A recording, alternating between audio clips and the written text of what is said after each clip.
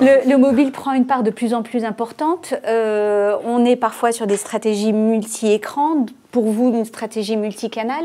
Comment est-ce qu'on fait pour continuer de valoriser les autres canaux tout en valorisant le mobile? Et on a compris que la valeur finalement du Mobinote était quand même plus importante. Donc, en fait, c'est le même débat qu'on a eu quand on a lancé Internet avec les agences. On s'est dit ça va cannibaliser les agences, c'est des concurrents directs, indirects, comment ça se passe. Et on s'aperçoit qu'en fait c'est un nouveau marché. Quand on est sur Internet, on n'est plus sur les mêmes concurrents qu'ailleurs. Donc là, il y a des parts de marché à prendre. Et sur le mobile, c'est un peu pareil quelque part. On a des gens qui sont vraiment intéressés par l'usage mobile spécifiquement. Et si on n'a pas l'usage mobile, si on n'a pas un dispositif adapté avec l'ergonomie qui va bien, l'expérience client qui va bien, on loupe des clients qui sont plus sur Internet classique maintenant, qui sont sur tablette et qui sont sur leur application ou sur leur phablette. Donc il faut proposer ça et on peut créer la préférence de marque et créer une vraie différence par rapport à ça et attirer de nouveaux clients et faire en sorte que le client soit encore plus important et apporte plus de valeur encore à l'entreprise parce qu'il souscrit à des produits sur mobile qu'il n'aurait pas souscrit sur Internet. Voilà notre point de vue.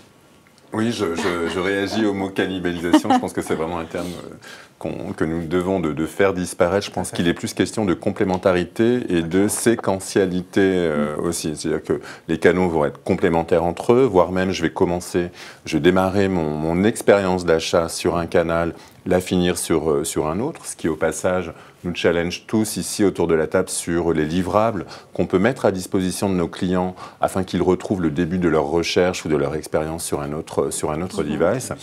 Et en termes d'incrément, en effet, il faut aussi avoir à l'esprit qu'une partie de la population française n'a pas accès au web via un desktop et n'a accès à Internet que grâce à son smartphone. Donc ces clients, encore une fois, il faut leur apporter des réponses. Et puis on se doit tout simplement d'être là où nos clients sont.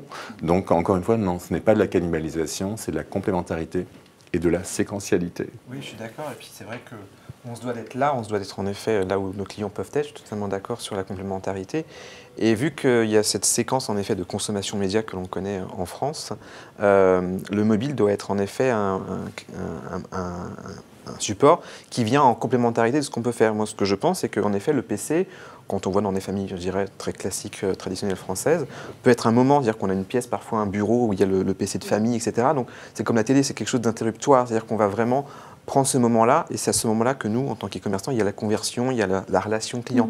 Là, ça change tout le paradigme. C'est-à-dire que là, on peut être en effet tout le temps. Et donc, on a plus de façons d'exposer nos clients, qualitativement, bien sûr, et de créer, en effet, du plus. Donc, cannibalisant, pas du tout. Nous, on le voit, c'est bien du plus. Et c'est en effet, je suis totalement d'accord, des clients que parce qu'on est bien présent sur cela, parce qu'on était pionniers sur ça, qui sont une différenciation, donc une appréciation, une préférence de marque, où les gens savent que chez Bazar Chic, en effet, il va y avoir tout cela qui va être fait. Donc, je pense qu'en effet, pour nous, en tout cas, on n'est pas en effet totalement comme SNCF, on n'a pas des boutiques, où on en a quelques-unes, mais on est plutôt, on va dire, pure player.